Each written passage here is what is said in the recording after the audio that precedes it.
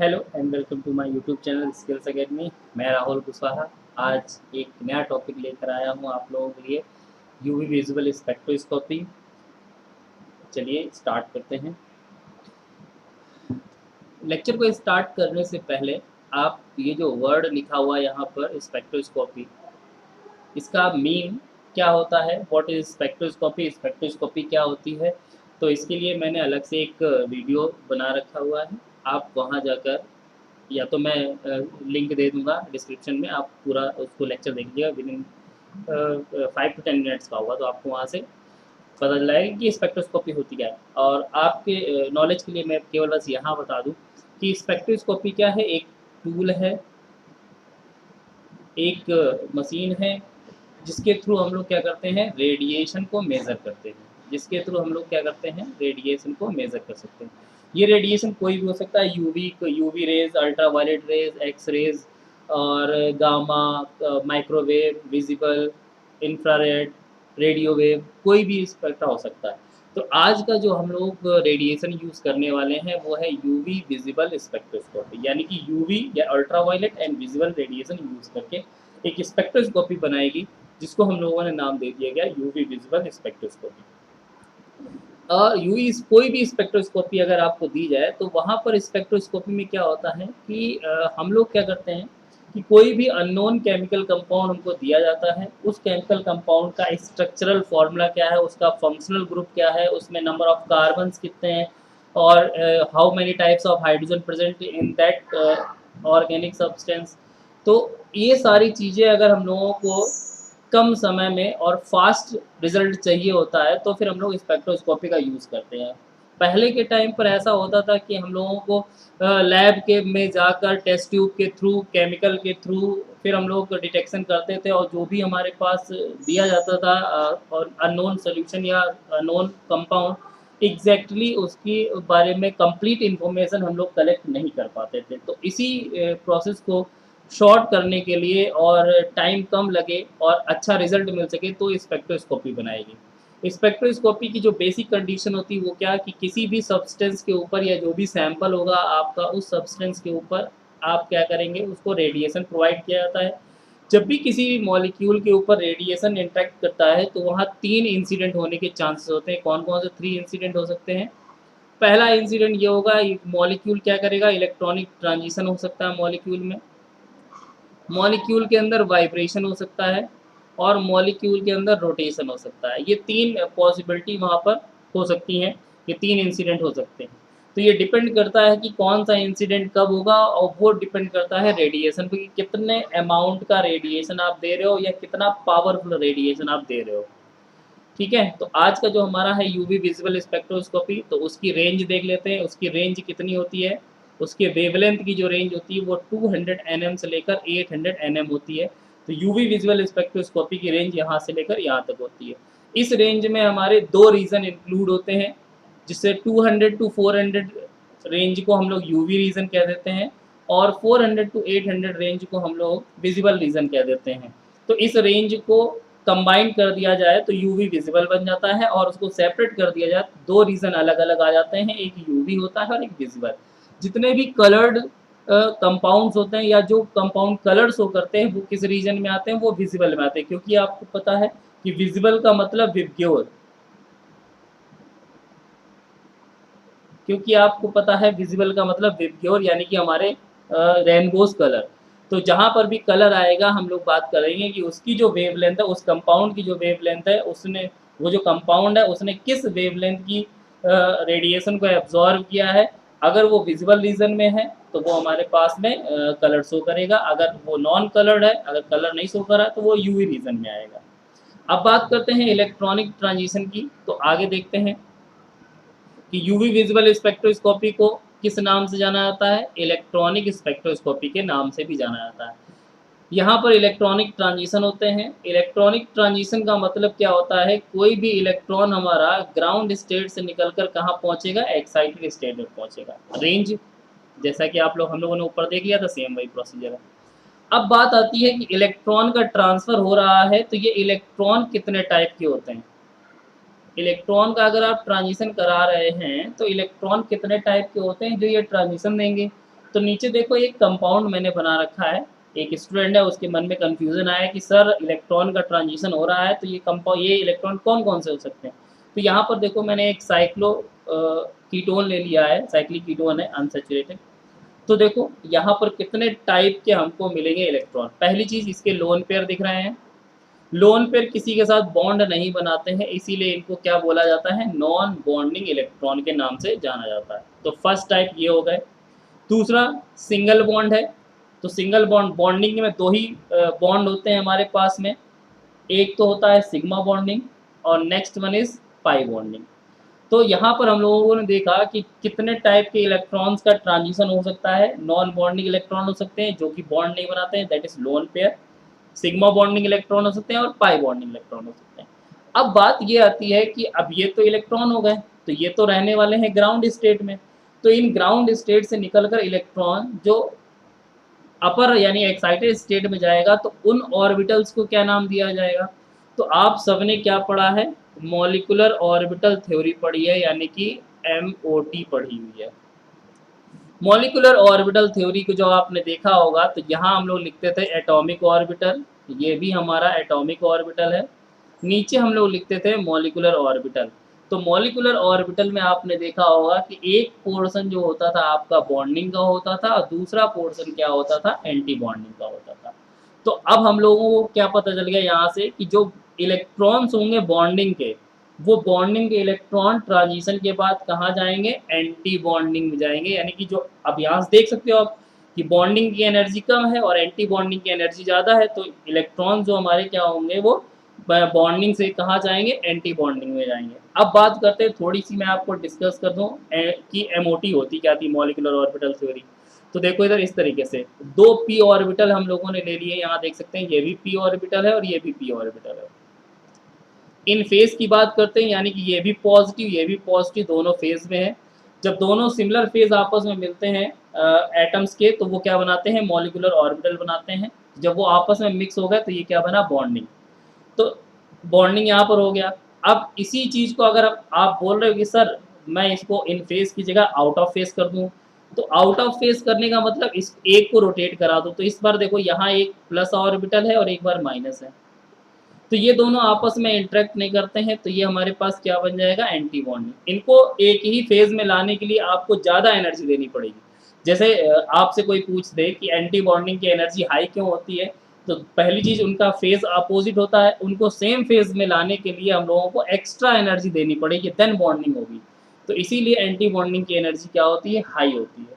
तो यहाँ से हम लोगों को ये देखने को मिला कि each bonding have an anti bonding, हर एक बॉन्डिंग का एक एंटी बॉन्डिंग होता है। सपोज दैट आपको देखो, मैं आपको एक बात बताता हूँ।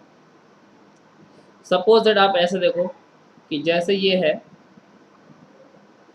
यहाँ पर ये कार्बन रखा है और ये जो बॉन्ड बना है ये है पाई बॉन्डिंग।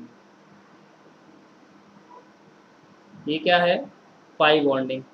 तो जहाँ पर बॉन्डिंग होता है उसके अपोजिट में जस्ट उसका क्या होता है, एक एंटी बॉन्डिंग होता है। जस्ट अपोजिट में उसका क्या होता है, एक एंटी बॉन्डिंग होता है। आपसे अगर कोई कहे कि बताइए ये बॉन्ड जो ब्रेक होते हैं वो बॉन्ड ब्रेक क्यों होते हैं, तो वो बॉन्ड इसीलिए ब्रेक होते हैं जब हम लोग एंटी बॉन्डिंग में इलेक्ट्रॉन को इंटर कराते हैं। और एंटी बॉन्डिंग में जब इलेक्ट्रॉन इंटर करते हैं तो इसका मतलब क्या होता है, इसका मतलब ये होता है कि उसका बॉन्ड ऑर्डर कम हो गया। बॉन्ड ऑर्डर निकालने का फॉर्मूला देख सकते हैं आप, क्या होता है, बॉन्ड ऑर्डर निकालने का फॉर्मूला होता है 1/2 नंबर ऑफ बॉन्डिंग माइनस का नंबर ऑफ एंटी बॉन्डिंग, ये बॉन्ड ऑर्डर निकालने का फॉर्मूला होता है।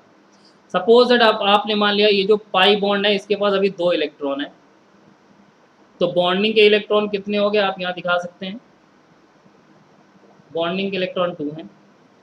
आपने क्या किया, कोई न्यूक्लियोफाइल लिया और इस न्यूक्लियोफाइल ने अपने 2 इलेक्ट्रॉन दिए यहाँ पर, ऐसे 2 इलेक्ट्रॉन यहाँ दे दिए, तो एंटी बॉन्डिंग में भी कितने इलेक्ट्रॉन हो गए, 2। आप इसको सॉल्व करोगे तो कितना आएगा, 0। इसका मतलब क्या हुआ, बॉन्ड ऑर्डर 0, और बॉन्ड ऑर्डर 0 का मतलब बॉन्ड बना ही नहीं, तभी तो आप लोग करते हो कि जब भी कार्बोनिल में बैक साइड से अटैक कराते हो ये वाला बॉन्ड टूट जाता है। ये वाला बॉन्ड टूटने का मतलब क्या हुआ, जैसे ही आपने एंटी बॉन्डिंग में इलेक्ट्रॉन दिया बॉन्डिंग बचा ही नहीं, बॉन्ड बचा ही नहीं। क्यों? क्योंकि पहले से 2 इलेक्ट्रॉन थे बॉन्डिंग में, 2 इलेक्ट्रॉन आपने एंटी बॉन्डिंग में दे दिए, बॉन्ड ऑर्डर का फॉर्मूला लगाया तो आंसर कितना है 0। इसका मतलब कार्बन और ऑक्सीजन के बीच में जो पाई बॉन्ड बन रहा था, जो डबल बॉन्ड था वही पाई बॉन्ड था, तो डबल बॉन्ड टूट के केवल क्या बचा, सिंगल बॉन्ड बचा। तो किसी भी बॉन्ड के टूटने के लिए हम लोग क्या देखते हैं कि हर एक बॉन्डिंग के जस्ट अपोजिट क्या होता है, एक एंटी बॉन्डिंग प्रेजेंट होता है। तो मेरे कहने का मतलब बस इतना ही था कि जहां पर आपको बॉन्डिंग दिखता है तो अपने मन से इमेजिन कर लिया करो उसके अपोजिट में एंटी बॉन्डिंग होगा, यानी बॉन्डिंग और एंटी बॉन्डिंग हमेशा एक साथ चलते हैं। तो इसी तरीके से देखो, अगर आपका सिग्मा बॉन्ड है तो सिग्मा का एंटी बॉन्डिंग भी होगा, सिग्मा का बॉन्डिंग भी होगा। पाई बॉन्ड है तो पाई का एंटी बॉन्डिंग भी होगा और पाई का बॉन्डिंग भी होगा। और ये लोन पेयर होते हैं तो जब कोई बॉन्ड नहीं बनाते हैं तो इनका एंटी बॉन्डिंग भी नहीं होगा, ये नॉर्मल रहते हैं, जितनी एनर्जी इनकी है उतनी ही एनर्जी ये दिखाएंगे। तो अब बात करते हैं, देखिए इनके ट्रांजिशन कैसे होते हैं। तो देखो ये एक ड्रॉ किया गया एक है कि कैसे हम लोग दिखाएंगे इस चीज़ को कि एंटी बॉन्डिंग और बॉन्डिंग कैसे एग्जिस्ट करते हैं। बॉन्डिंग की एनर्जी कम होती है इसलिए उनको नीचे रखा गया, एंटी बॉन्डिंग की एनर्जी ज़्यादा होती है इसलिए उनको ऊपर रखा गया, और नॉन बॉन्डिंग की एनर्जी जितनी होती है उतनी ही है इसलिए इनको मिड में रख दिया गया। अब ट्रांजिशन देखिए कौन कौन से ट्रांजिशन हमारे पॉसिबल हो सकते हैं। देखो सिग्मा से सिग्मा स्टार भी हो सकता है। क्या सिग्मा से पाई स्टार पॉसिबल है? अब मुझे नहीं पता, अभी हम लोग देखेंगे आगे। पाई से पाई स्टार भी हो सकता है, एन से सिग्मा स्टार भी हो सकता है, एन से पाई स्टार भी हो सकता है, पाई स्टार से सिग्मा स्टार भी हो सकता है। तो टोटल अभी हमको पता नहीं है ये ट्रांजिशन कौन से पॉसिबल है कौन से नहीं पॉसिबल। अभी हमको जितना दिख रहा था मैंने आपको दिखा दिया। देखिए टोटल इतने ट्रांजिशन थे 6, तो 6 के 6 मैंने दिखा दिया, मैंने यहाँ लिख रखा है। अब जैसे मैंने बताया कि आप लोगों ने केवल 4 ही ट्रांजिशन पढ़े हैं, ये 2 ये 4। तो एक स्टूडेंट है, मैंने पढ़ाना स्टार्ट किया, स्टूडेंट है, वो कह रहा सर मैंने तो 4 ही पढ़े, ये वाले तो पॉसिबल ही नहीं होते हैं। तो मैंने पूछा अच्छा बताओ ये पॉसिबल नहीं होते हैं तो क्यों नहीं होते हैं। तो वो सोचने लगा कि पॉसिबल नहीं होते हैं तो क्यों नहीं होते हैं, दिमाग में उसके क्वेश्चन आने लगा। तो इसके लिए क्या करते हैं हम लोग, अब देखेंगे। देखो कोई भी ट्रांजिशन हो, इवन कोई भी स्पेक्ट्रोस्कोपी हो, हर एक ट्रांजिशन जो होता है वो डिपेंड करता है किस पर, सिलेक्शन रूल पर। जैसे आप कोई भी वैकेंसी निकलती है, पुलिस की वैकेंसी या किसी की वैकेंसी, तो उसमें लिखा होता है कि आपको इतने किलोमीटर रनिंग करनी है, तो वो एक सिलेक्शन क्राइटेरिया होता है, तब जाके आपको पोजीशन मिलेगी। सेम यही कंडीशन होती है यहाँ पर इलेक्ट्रॉनिक ट्रांजिशन की। अगर कोई इलेक्ट्रॉन ग्राउंड स्टेट से एक्साइटेड स्टेट में जा रहा है तो उसको कुछ सिलेक्शन रूल को फॉलो करना पड़ेगा। अगर वो इस सिलेक्शन रूल को फॉलो करेगा तब वो ट्रांजिशन पॉसिबल है, अदरवाइज वो ट्रांजिशन पॉसिबल नहीं होगा। तो यहाँ से देखते हैं कि सिलेक्शन रूल, तो सिलेक्शन रूल क्या ट्रांजिशन के लिए होते हैं, तो टोटल 2 सिलेक्शन रूल हैं। पहला सिलेक्शन रूल जो है उसको कहते हैं हम लोग स्पिन सिलेक्शन रूल, और दूसरा होता है सिमेट्री, सिमेट्री के बेस पर। स्पिन सिलेक्शन रूल क्या होता है कि डेल्टा एस इक्वल टू क्या होता है 0, यानी कि ग्राउंड स्टेट से जब एक्साइटेड स्टेट में जाएगा तो उसकी स्पिन का जो डिफरेंस होना चाहिए वो कितना होना चाहिए, 0 होना चाहिए। जैसे ये वाला इलेक्ट्रॉन अगर इसको उठाकर आप एक्साइटेड में लेकर जाओगे तो ये अपना क्या करता है, स्पिन को चेंज कर देगा। बोलो चेंज, क्या लिखा हुआ है, spin transition taken place without spin inversion. Spin का इन्वर्जन नहीं हो, जैसा था वैसे ही जाएगा ऐसे। तो देखो यहाँ पर, सॉरी यहाँ पर देखो विदाउट नहीं होगा, विथ स्पिन इन्वर्जन होगा। ये ऐसे जाएगा और ऐसा ही हो जाएगा ये। तो इसकी वैल्यू कितनी होगी, +1/2। जो नीचे बचा उसकी भी वैल्यू +1/2। जब दोनों की वैल्यू +1/2 है तो आप डेल्टा एस निकालोगे, तो दोनों को माइनस करो तो कितना आ जाना चाहिए, 0 आ जाना चाहिए। तो स्पिन इन्वर्जन के साथ ऊपर जाता है। तो ये तो स्पिन सिलेक्शन रूल हो गया, ये इतना इंपॉर्टेंट नहीं है। मेन होता है सिमेट्री रूल। सिमेट्री रूल आपको तभी समझ में आएगा जब आपको सिमेट्री का केस पता होगा। तो सिमेट्री में 2 चीज़ें आती हैं, एक होता है हमारा जी रेट और एक होता है अन जी रेट। बुक्स में जब लिखा जाता है तो जी रेट फुल फॉर्म नहीं लिखा जाता है, केवल जी लिखा जाता है और केवल यू लिखा जाता है, जी और यू। तो जी और यू से हम लोग कैसे डिफाइन करते हैं कि वो हमारी सिमेट्री है या नहीं है। तो जी रेट जो होता है उसमें कौन सी सिमेट्री होती है, सेंटर ऑफ सिमेट्री होती है, और अन जी रेट जो होता है उसमें नो सेंटर ऑफ सिमेट्री, उसमें कोई सेंटर ऑफ सिमेट्री नहीं होती है। अभी हम लोग देखेंगे कैसे चेक करते हैं किसको जी कहा जाता है किसको यू कहा जाता है। अभी आप बस देख लो कि जो ट्रांजिशन पॉसिबल होते हैं वो कौन से होते हैं कि जी से इलेक्ट्रॉन यू में जा सकता है और यू से जा सकता है जी में, लेकिन जी से जी में इलेक्ट्रॉन नहीं जा सकता और यू से यू में इलेक्ट्रॉन नहीं जा सकता। तो ये वाले ट्रांजिशन हमारे नहीं होते हैं। तो हमको पहले तो पता करना पड़ेगा जी और यू कहते किसे, तभी तो हमको पता कर पाएंगे इलेक्ट्रॉन जाएगा कि नहीं जाएगा। तो जी और यू के लिए देखो क्या देखते हैं, पहले पाई बॉन्ड देखते हैं। तो पाई बॉन्ड में हमको देखा कि जब हम लोग बॉन्डिंग बनाते हैं तो बॉन्डिंग के लिए दोनों फेज क्या होनी चाहिए, सेम। देखो साइड वेज ओवरलैपिंग, दोनों बॉन्डिंग सेम होनी चाहिए। फिर हम लोग क्या चेक करते हैं, सेंटर पे आते हैं। देखो ये सेंटर है, बीचों बीच में सेंटर पे आ गए। सेंटर से डायगोनली चलते हैं। सेंटर से डायगोनली चलेंगे तो यहाँ पर प्लस है और यहाँ पर माइनस है। तो प्लस माइनस का मतलब क्या हुआ, सेम नहीं है। यहाँ पर देखो सेंटर ऑफ सिमेट्री को हम लोग एक नाम से और भी जानते हैं, सेंटर ऑफ इनवर्जन के नाम से भी जानते हैं। तो कैसे चेक किया जाता है कि ये हमारा सिमेट्रिकल है, ये हमारा जी होगा कि यू होगा। तो जी के लिए क्या होता है, जिसमें सेंटर ऑफ सिमेट्री प्रेजेंट हो। जी के लिए क्या होता है, जिसमें सेंटर ऑफ सिमेट्री प्रेजेंट हो। और सेंटर ऑफ सिमेट्री वहां होगी जिसमें दोनों डायरेक्शन में जाने पर सेम साइन आ जाए। तो यहाँ देखो डायगोनली चले, ऊपर प्लस नीचे माइनस, तो देखो सेम नहीं मिलाना, एक तरफ प्लस मिल रहा है एक तरफ माइनस, इसीलिए यहाँ पर सेंटर ऑफ सिमेट्री नहीं है। तो इसको अनजीरेट कहेंगे, यानी कि नहीं है। सेकेंड वाले में देख लो एंटी बॉन्डिंग में, तो फेज क्या है, अपोजिट, एक प्लस और एक माइनस। सेंटर से दोनों तरफ गए डायगोनली, ऊपर भी निगेटिव मिला नीचे भी निगेटिव मिला, देखो दोनों तरफ निगेटिव निगेटिव मिल रहा। इसका मतलब यहाँ पर सिमेट्री प्रेजेंट है। ये हमारा क्या कहलाएगा, एंटी बॉन्डिंग, और इसको हम लोग क्या बोलेंगे, जीरेट कहेंगे। तो यहाँ से हमको क्या देखने को मिला कि जो पाई बॉन्डिंग होता है वो होता है अनजीरेट, और जो पाई एंटी बॉन्डिंग होता है वो होता है जीरेट। ये इसी तरीके से सिग्मा बॉन्ड पे आते हैं। तो ये देखिए सिग्मा बॉन्ड है।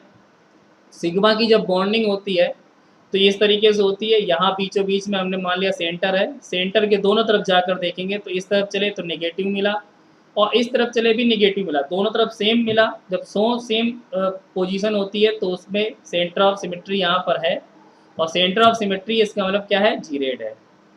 जब हम लोग बात करते हैं एंटी बॉन्डिंग की सिग्मा में तो इस तरीके से होता है, तो आप इस तरफ चलेंगे तो आपको पॉजिटिव दिखाई दे रहा है, इस तरफ चलेंगे तो नेगेटिव दिखाई दे रहा है, यानी कि दोनों तरफ डिफरेंट है। तो डिफरेंट में क्या होगा, अनजीरेड।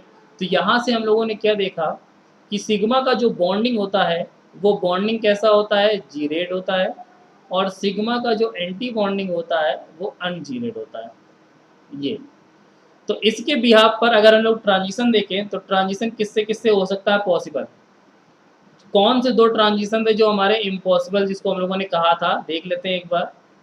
इन ट्रांजिशन को इम्पॉसिबल कहा था, क्यों, देखो पाई बॉन्डिंग को हमारा क्या निकला था, अनजीरेड, और सिग्मा एंटी बॉन्डिंग भी अनजीरेड। सिग्मा बॉन्डिंग था जीरेड और पाई एंटी बॉन्डिंग था अनजीरेड। तो देखो जीरेड, तो जीरेड से जीरेड में ट्रांसफर नॉट पॉसिबल, अनजीरेड से अनजीरेड में ट्रांजिशन नॉट पॉसिबल। तो ये दोनों जो ट्रांजिशन है ये फॉलो क्यों नहीं होते हैं, क्योंकि ये सिलेक्शन रूल को फॉलो नहीं करते हैं। बाकी देखो आप यहाँ देखो, ये वाला था जीरेड, ये अनजीरेड, पॉसिबल है। ये था अनजीरेड, ये कैसा था, जीरेड, पॉसिबल है। तो जहाँ से जीरेड अनजीरेड आता है वो पॉसिबल होते हैं, जो नहीं होते हैं वो इम्पॉसिबल होते हैं, फॉरबिडन बोलते हैं इनको। आगे देखते हैं इसके बाद नेक्स्ट, ये एनर्जी का ऑर्डर है, इसको आप बहुत अच्छे से याद रखना कि सबसे ज़्यादा एनर्जी किस ट्रांजिशन की होती है, सिग्मा से सिग्मा स्टार की, क्योंकि बहुत सारे क्वेश्चन आपको इसी से मिल जाएंगे। और एन से सिग्मा स्टार की, पाई से पाई स्टार, और एन से पाई स्टार सबसे कम होता है। तो ये आप याद रखिएगा। अब टोटल जो ट्रांजिशन हमारे पॉसिबल होते हैं वो इतने पॉसिबल होते हैं, चार, एन से पाई स्टार, एन से सिग्मा स्टार, और पाई से पाई स्टार, सिग्मा से सिग्मा स्टार। तो ये जो पॉसिबल होते हैं इनको भी दो कैटेगरी में डिवाइड कर दिया गया है। कैसे, ये जो पहले वाले थे इनको फॉरबिडन कहा गया, एक्चुअली यहाँ फॉरबिडन वर्ड लिखा है, साथ में सिमेट्रिकल भी लिखना पड़ेगा तब ये सही होगा।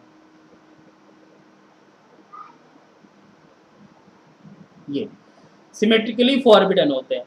सिमेट्रिकली फॉरबिडन का मतलब क्या हुआ, जहां हम लोग जीरेड और अनजीरेड की बात करते हैं तो नॉन बॉन्डिंग में जीरेड और अनजीरेड की बात नहीं करते हैं, इसीलिए इनकी इंटेंसिटी क्या होती है, लो होती है। इनका जो स्पेक्ट्रा आता है वो थोड़ा सा लो इंटेंसिटी का आता है, और जो सिमेट्रिकली अलाउड होते हैं उनका क्या आता है, हाई इंटेंसिटी का आता है।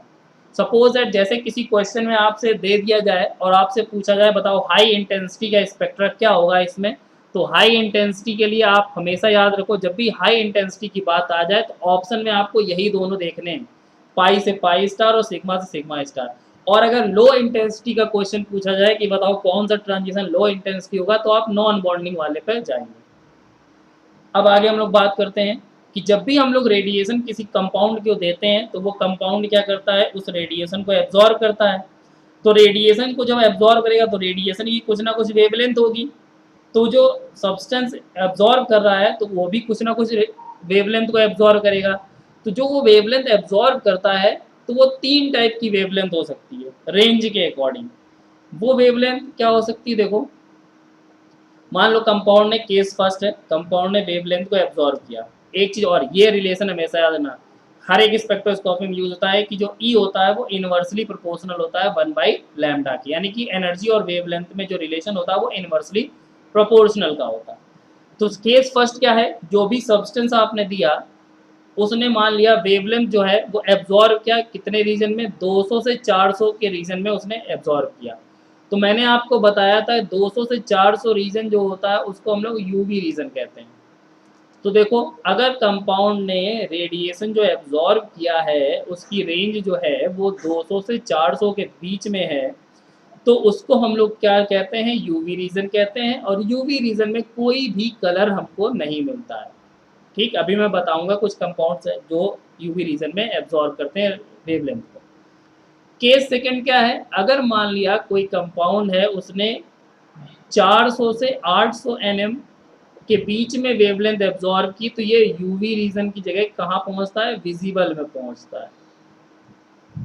और विजिबल में जो भी जाते हैं उन वो क्या शो करते हैं, कलर शो करते हैं।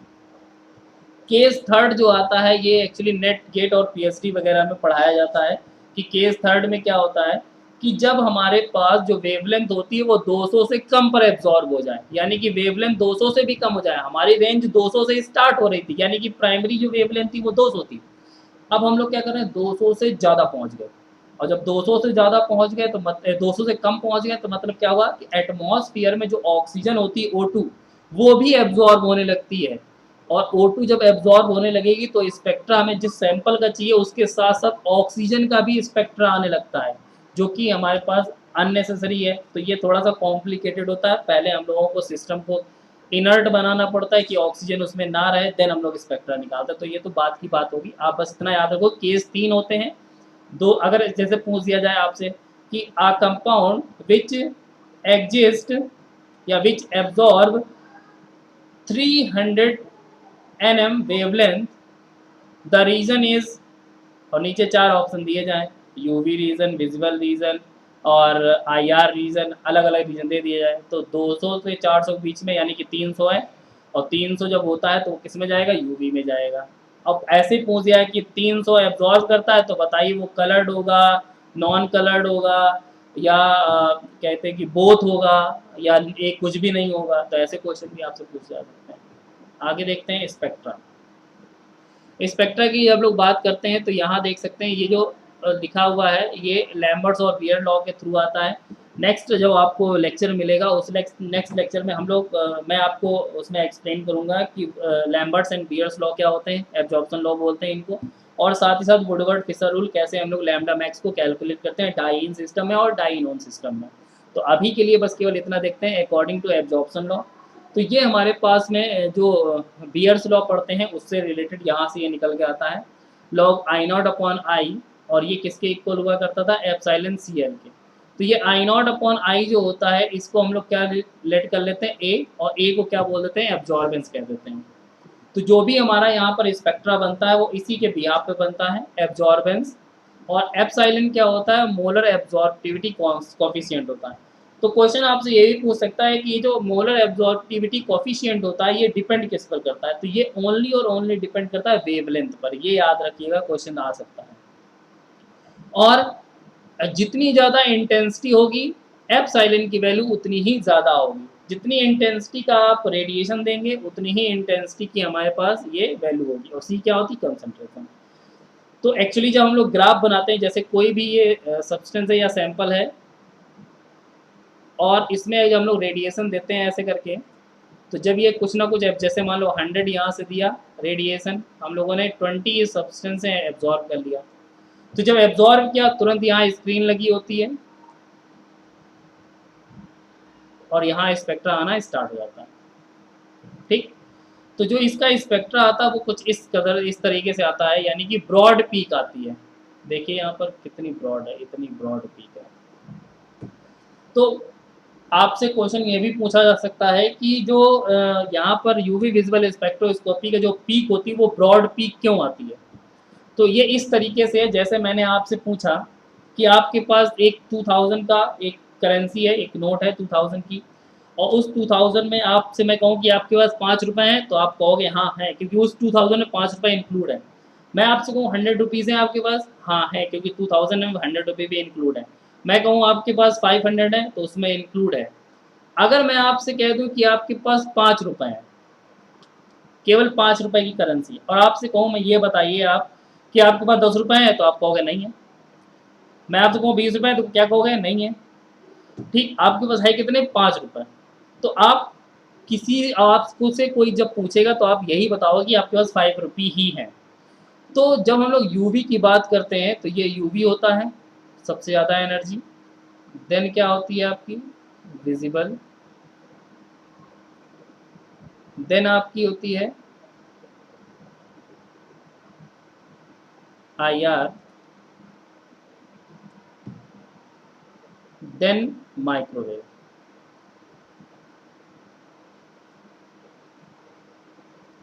ये तो ये मान लो आपका 2000 का नोट है,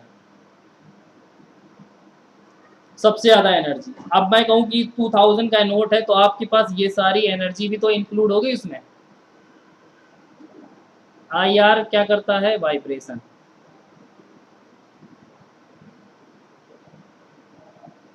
माइक्रोवेव में रोटेशन। यूवी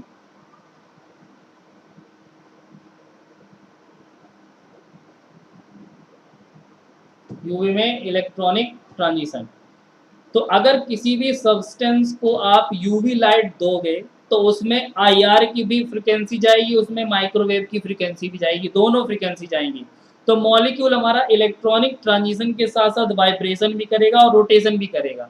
तो ये दोनों ही प्रॉपर्टी भी आती है। तो साथ ही साथ इलेक्ट्रॉनिक ट्रांजिशन के साथ साथ वाइब्रेशनल स्पेक्ट्रा भी मिलता है और रोटेशनल स्पेक्ट्रा भी मिलता है, जिसकी वजह से इसकी पीक क्या हो जाती है? ब्रॉड हो जाती है, फैल जाती है। और जैसे अगर हम लोग बात करें, ये समझ लो 5 रुपए है, अब किसी को तुम अगर माइक्रोवेव ही दो तो उसमें केवल और केवल क्या होगा? रोटेशन ही पॉसिबल होगा, बाकी कुछ होगा नहीं। मिनिमम दोगे तो मिनिमम ही मिलेगा, मैक्सिमम दोगे तो मिनिमम सारे उसी में इंक्लूड हो जाएंगे। तो ब्रॉड पीक होने का रीज़न क्या है कि यूवी की जो रेंज होती है वो इतनी ज़्यादा होती है, जिसमें आपका IR और माइक्रोवेव भी इंक्लूड होता है, जिसकी वजह से इलेक्ट्रॉनिक ट्रांजिशंस के साथ साथ वाइब्रेशन और रोटेशन दोनों ही पॉसिबल होते हैं। अब एग्जांपल से कुछ, जैसे एल्केन है, एल्केन में क्या होता है? सारे के सारे सिंगल बॉन्ड है, इसका मतलब सिग्मा से सिग्मा स्टार ट्रांजिशन होगा। तो आप इस रिलेशन को याद रखो। ये तो सिग्मा से सिग्मा स्टार आप देख सकते हो कितना ज़्यादा एनर्जी, सबसे ज़्यादा एनर्जी इसी की होती है। तो एनर्जी अगर हाई होगी तो वेवलेंथ लो हो जाएगी, वेवलेंथ लो तो 200 से 400 के बीच में पहुंचोगे आप, और 200 से 400 के बीच में पहुंचोगे, यानी कि रीजन कौन सा? यूवी। और यूवी वाले कैसे होते हैं? कलरलेस होते हैं। तो जितने भी एल्केन होते हैं सारे कलरलेस होते हैं, यही एक रीज़न है। क्यों? क्योंकि जो उनका जो रेंज होती है, उनका जो स्पेक्ट्रा होता है, या जो वो वेवलेंथ एब्जॉर्ब करते हैं वो यूवी रीजन में करते हैं, इस वजह से ये कलरलेस होते हैं। एल्किल हैलाइड की बात करते हैं, देखो CH3Cl लिखा हुआ, इस बार सिग्मा बॉन्ड के साथ साथ आपके लोन पेयर भी आ गए। तो लोन पेयर को हम लोग नॉन बॉन्डिंग कहते हैं। तो दो टाइप के ट्रांजिशन यहाँ पॉसिबल है। देखो दो ट्रांजिशन पॉसिबल हैं।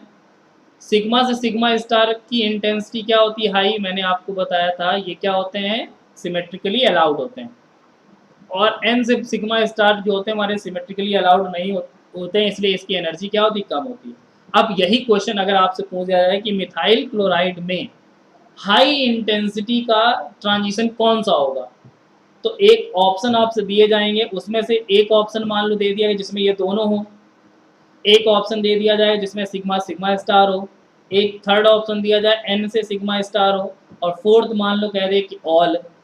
तो आप बिना मतलब आंख बंद करके सीधे ये मत लगा देना कि दोनों ट्रांजिशनों को लगा दिया, लेकिन क्वेश्चन में क्या पूछा गया, हाई पूछा गया ना, तो इसलिए हाई वाले को लगाओगे सिग्मा से सिग्मा स्टार, इस तरीके से ये दिया जाता है।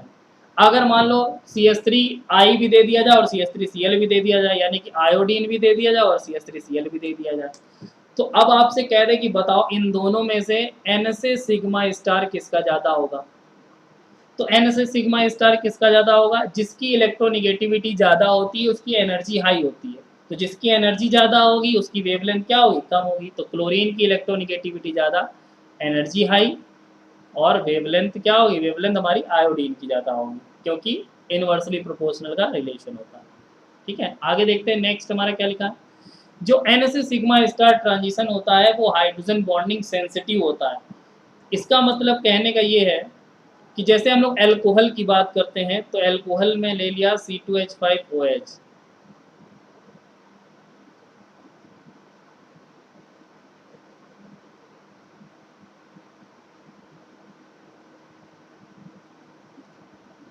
इस तरीके से।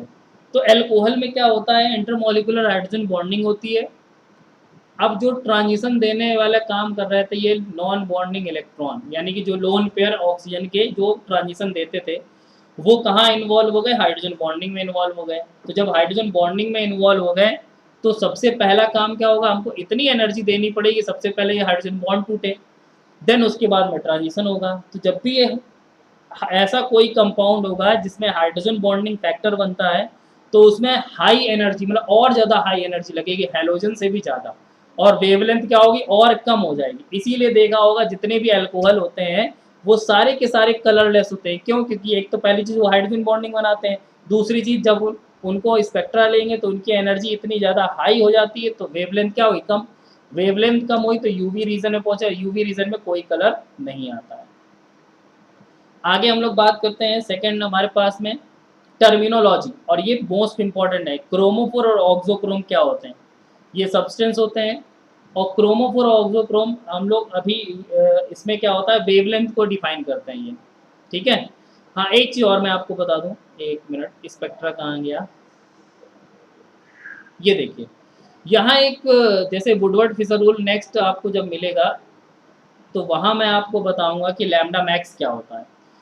तो देखो एब्जॉर्बेंस जो है इस पोजीशन पर सबसे ज़्यादा है, जिस पोजीशन पर एब्जॉर्बेंस सबसे ज़्यादा होती है उसके करस्पॉन्डिंग वेवलेंथ को हम लोग लैम्डा मैक्स कह देते हैं। जिस पॉइंट पर एब्जॉर्प्शन सबसे ज़्यादा होता है उसकी करस्पॉन्डिंग वेवलेंथ को हम लोग क्या कह देते हैं, लैम्डा मैक्स कहते हैं, मैक्सिमम वेवलेंथ। बस, तो ये क्रोमोफोर और ऑक्सोक्रोम का काम यही होता है, वेवलेंथ को घटाते बढ़ाते रहते हैं। तो क्रोमोफोर क्या होते हैं, देखो अनसैचुरेटेड कोवैलेंटली कंपाउंड या तो ग्रुप। अनसैचुरेटेड का मतलब क्या होगा, उसमें मल्टीपल बॉन्ड्स होंगे, जैसे एग्जांपल बेंजीन, नाइट्रो ग्रुप हो गया, कार्बोनिल ग्रुप हो गया, ये सारे हमारे इसमें आते हैं। ऑक्सोक्रोम क्या होते हैं, सैचुरेटेड ग्रुप्स होते हैं, यानी कि सारे के सारे सिंगल बॉन्ड्स होंगे, जैसे CH3 हो गया, NH2 हो गया, Cl हो गया, जो सिंगल बॉन्ड बनाते हैं वो ऑक्सोक्रोम होते हैं। तो पहचानने का तरीका तो पहली चीज ये हो गया। आपसे 4 ऑप्शन दे दिया जाए, कह देगा which one is auxochrome, which one is a chromophore, तो आप बता लो आराम से, क्योंकि जहाँ डबल और ट्रिपल बॉन्ड दिखाई देंगे वो क्रोमोफोर, जहाँ सिंगल बॉन्ड दिखाई देगा वो ऑक्सोक्रोम। अब बात आती है क्रोमोफोर में जितने भी ट्रांजिशंस होते हैं वो किसकी वजह से होते हैं, देखो एब्जॉर्बेंस, ट्रांजिशन, लैम्डा मैक्स, ये सारे की सारे रिस्पॉन्सिबल होते हैं। जो क्रोमोफोर होते हैं वही रिस्पॉन्सिबल होते हैं इन सब चीज़ के लिए, और एब्जॉर्बेंस के लिए भी रिस्पॉन्सिबल होते हैं क्रोमोफोर, ट्रांजिशन के लिए भी रिस्पॉन्सिबल होते हैं क्रोमोफोर, और लैम्डा मैक्स के लिए भी रिस्पॉन्सिबल होते हैं क्रोमोफोर।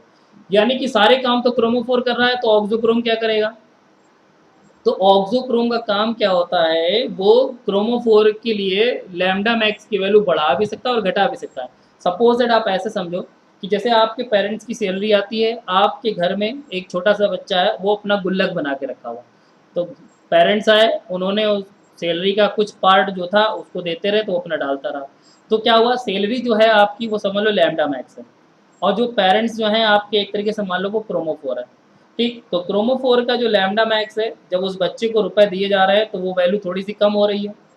ठीक, और वो जो बच्चा है वो आप मान लो, या गोलक जो है वो आप मान लो क्या है, वो ऑक्सोक्रोम है। तो ऑक्सोक्रोम का काम क्या है, जो मेन वैल्यू थी उस वैल्यू से वो ले रहा है, उसकी वैल्यू को डिक्रीज कर दे रहा है। अब एक टाइम ऐसा आया कि सैलरी आ गई और घर में कोई इमरजेंसी आ गई और कुछ रुपयों की ज़रूरत पड़ी, तो उस बच्चे ने अपना गुल्लक तोड़ दिया। तो क्या हुआ, सैलरी 50,000 थी, 200 रुपये कमी थी, उस बच्चे ने अपने 200 दे दिए। यानी कि 50,000 लैम्डा मैक्स था, 200 उसको एक्स्ट्रा मिले तो लैम्डा मैक्स बढ़ गया। सेम यही काम होता है ऑक्सोक्रोम का। ऑक्सोक्रोम कुछ होता नहीं है, ऑक्सोक्रोम क्या करता है, क्रोमोफोर के लिए लैम्डा मैक्स की वैल्यू को बढ़ा भी सकता है और घटा भी सकता है, दोनों काम कर सकता है। ठीक है, देखो क्या लिखा है, यहाँ देखो लिखा है एग्जाम्पल में, if auxochrome attached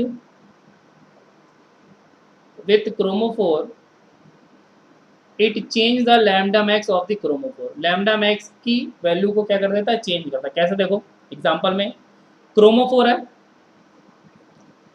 benzene, auxochrome NH2 group, दोनों को मिक्स कर दिया, बन गया एनिलीन। कलर कैसा आ रहा है, येलो कलर। तो क्रोमोफोर हमारा बेंजीन था, पहले बेंजीन कलरलेस था, कोई कलर नहीं था बेंजीन का। तो हुआ कैसे ऐसा, तो देखो यहाँ पर कि जैसे ही NH2 ग्रुप बेंजीन पे ऐड हुआ, तो ये अपने लोन पेयर यहाँ देगा, ये इस तरीके से। तो ये कैसा हो गया, रेजोनेंस स्टेबलाइज।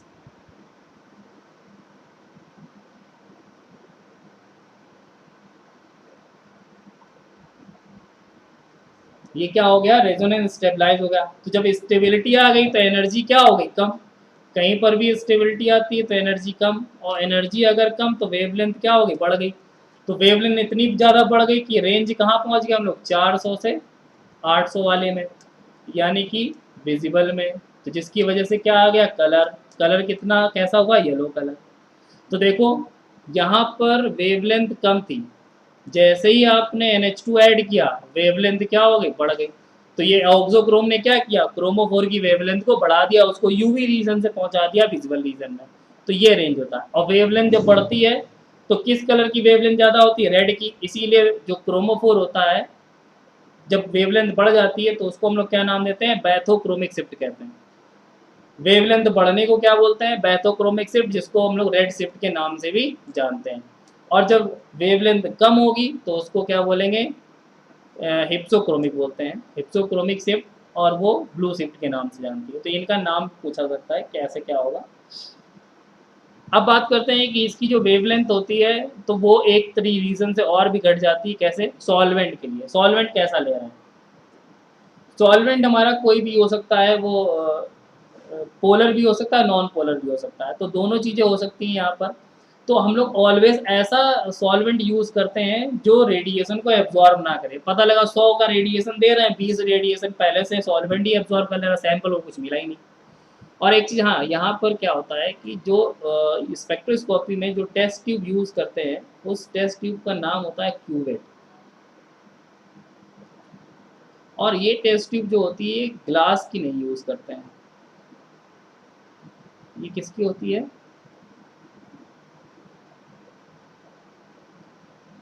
ये क्वार्ट्स की होती है। ग्लास की इसलिए नहीं यूज़ करते हैं कि ग्लास क्या होता है, रेडिएशन को एब्जॉर्ब कर लेता है, और क्वार्ट्स एब्जॉर्ब नहीं करता है। इस वजह से ग्लास नहीं लिया जाता है। टेस्ट ट्यूब को हम लोग जो है वो क्वार्ट्स की यूज़ करते हैं। ये क्यूवेट बोला जाता है स्पेक्ट्रोस्कोपी की टेस्ट ट्यूब। तो देखो इफेक्ट ऑफ सॉल्वेंट, दो तरीके से सॉल्वेंट इफेक्ट करता है। या तो हमारे पास में कैसा होना चाहिए, पोलर या तो नॉन पोलर। मोस्टली पोलर ही यूज़ करते हैं। तो पोलर में देखो क्या हुआ कि जैसे नॉन पोलर यूज़ किया, तो नॉन पोलर में जितना रेडिएशन था उतना रेडिएशन हो गया। एन से पाई स्टार दिखा रहे हैं, किसकी बात कर रहे हैं यहाँ, कीटोन की। सैंपल क्या ले रखे हैं, कीटोन यानी कार्बोनिल ग्रुप। तो लोन पेयर है और डबल बॉन्ड में पाई होगा, तो एन से पाई स्टार ट्रांजिशन दिखा रहा है। जैसे ही आपने पोलर मॉलिक्यूल लिया, तो पोलर मॉलिक्यूल ने क्या बना लिया, हाइड्रोजन बॉन्डिंग। तो हाइड्रोजन बॉन्डिंग क्या बनाती है इसको, स्टेबल। अब ये स्टेबल हो गया, तो हमको इसको ब्रेक करने के लिए हमको ट्रांजिशन किसके लिए चाहिए, इस इलेक्ट्रॉन का चाहिए हमको। तो ये इलेक्ट्रॉन हमको फ्री कब मिलेंगे, जब हम लोग हाइड्रोजन बॉन्ड तोड़ना पड़ेगा, तो हमको ज़्यादा एनर्जी देनी पड़ेगी। तो जब आप ज़्यादा एनर्जी देनी पड़ेगी तो इसका मतलब क्या हुआ, इसके बीच का एनर्जी गैप देखो क्या हो गया, बढ़ गया। इसके बीच का एनर्जी गैप बढ़ गया। और ये जो हाइड्रोजन बॉन्डिंग होती है वो ग्राउंड लेवल पे होती है, इसीलिए ग्राउंड लेवल यानी एन की जो वैल्यू है वो डिक्रीज कर जाती है, मतलब नीचे चला जाता है ताकि गैप बढ़ जाए। तो ये सॉल्वेंट इफेक्ट ऐसे होता है। अब देखो, जब गैप बढ़ गया, एनर्जी बढ़ी, और एनर्जी अगर बढ़ी तो वेवलेंथ क्या हो गई, घट गई। और वेवलेंथ घट गई तो इसका मतलब यहाँ कौन सा इफेक्ट होगा, हिप्सोक्रोमिक।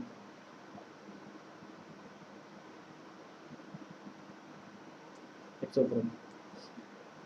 इसी तरीके से आगे बात करते हैं पाई से पाई स्टार ट्रांजिशन की। तो पाई से पाई स्टार ट्रांजिशन क्या होता है, आप ये सेंटेंस पढ़ लो क्या लिखा हुआ है कि excited state is more polar in case of pi से पाई स्टार। जो एक्साइटेड स्टेट होती है वो ज़्यादा पोलर होती है, किससे, पाई से पाई स्टार से। और जो पोलैरिटी होती है वो एनर्जी की क्या होती है, इनवर्सली होती है। तो इसका मतलब एक्साइटेड स्टेट की एनर्जी क्या होगी, कम हो गई। तो देखो यहाँ पर एक्साइटेड स्टेट ये है, इसकी एनर्जी पाई स्टार की क्या हो गई, कम हो गई, तो एनर्जी गैप कम हो गया। और एनर्जी गैप जब कम हुआ तो वेवलेंथ बढ़ गई, तो क्या होगा, बैथोक्रोमिक शिफ्ट होगा। तो ये हम लोगों का सॉल्वेंट इफेक्ट हो गया। तो यूवी विजुअल स्पेक्ट्रोस्कोपी में जितना था मैंने आपको बता दिया। अब नेक्स्ट जो वीडियो आएगा आपका, उसमें आईआर, हम लोग पहले तो इसकी लैम्डा मैक्स कैसे कैलकुलेट करते हैं, वुडवर्ड फिशर रूल क्या होता है, देन इसके बाद हम लोग बात करेंगे आईआर स्पेक्ट्रोस्कोपी की। तो बहुत ही जल्द आपको नेक्स्ट वीडियो मिलेगा आईआर स्पेक्ट्रोस्कोपी का। आई होप आप सबको बहुत अच्छा लगा हो। Thank you for watching.